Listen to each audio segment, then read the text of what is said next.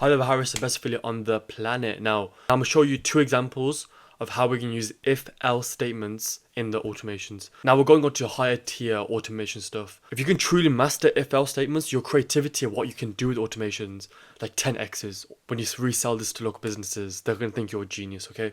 So let's go right into it now. I'm going to give you two examples and yeah. Okay, so of course we need to be an automation. I'm going to show you two examples, but you can be as creative as you want with them. Okay, let's say, I'm just giving the example. Let's say we're sending an email out, okay?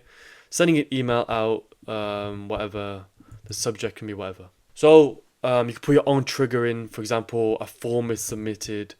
Let's say a form submitted. Form is, I don't know, the demo form, for example. And when that person fills that form, you want to send them an email. It may even be when they've purchased or anything like that. I don't know your specific situation. But let's say you want to send an email. So then there's two options with emails. Either someone opens the email or they don't open the email. And you want to have different responses to both. So how do you do that? So what we're going to do first is get a wait step. So we're going to wait for email status. And what we're going to do is go down for email event. Now we're going to click on email and we'll select email event opened, okay? We're going to wait until the email is opened. So we're waiting for the email to be opened. Now let's go into an if-else statement. Now what we're going to do is go to events, email event is opened. So this branch will be called email is opened. And the other branch, add branch, what we're going to do is here, go to events, email event is not opened, okay? So here would be email is not opened, okay? And press save.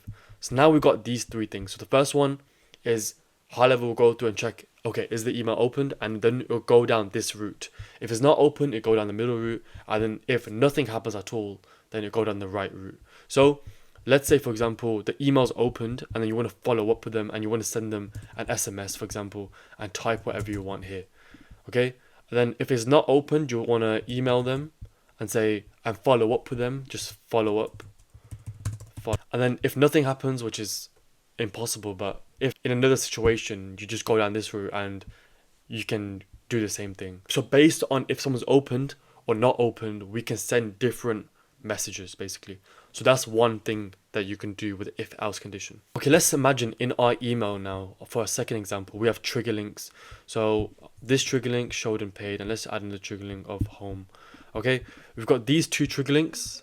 Be sure to press save so the if else statement can read it. Okay, now the if else statement should do that. So now what we want to do is, based on if someone's clicked the trigger link or not, we want to go down different things. So for example, it could be a link for the payment page, and we want to make sure that if someone's clicked it, we can follow up with them, ask maybe they haven't purchased, for example, or something like that. Or even if they haven't clicked it, you can follow up with them or anything like that. So what we'll do is wait for trigger link clicked. Is the home page and showed and paid that we want. Okay, so now we're waiting for trigger link clicked.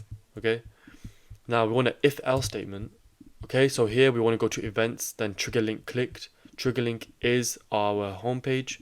So home page trigger link clicked. Another branch can be go to events, trigger linked is showed and paid. So showed and paid trigger link is clicked. Okay, now press save. So now we've got different things. So based on each of these, again, we can send an SMS, email if they've clicked the home page trigger link, showed and paid trigger link. There's so many things you can do with if else statements. And if you've got your own specific query, if you sign up to GoHighLevel, do my affiliate link, get the free trial, you get all these benefits here.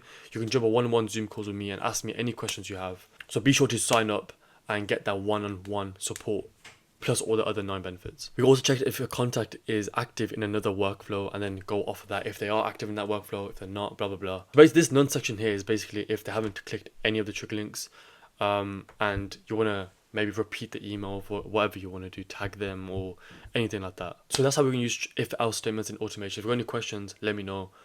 Please like the video, it helps me out, and yeah, comment any questions.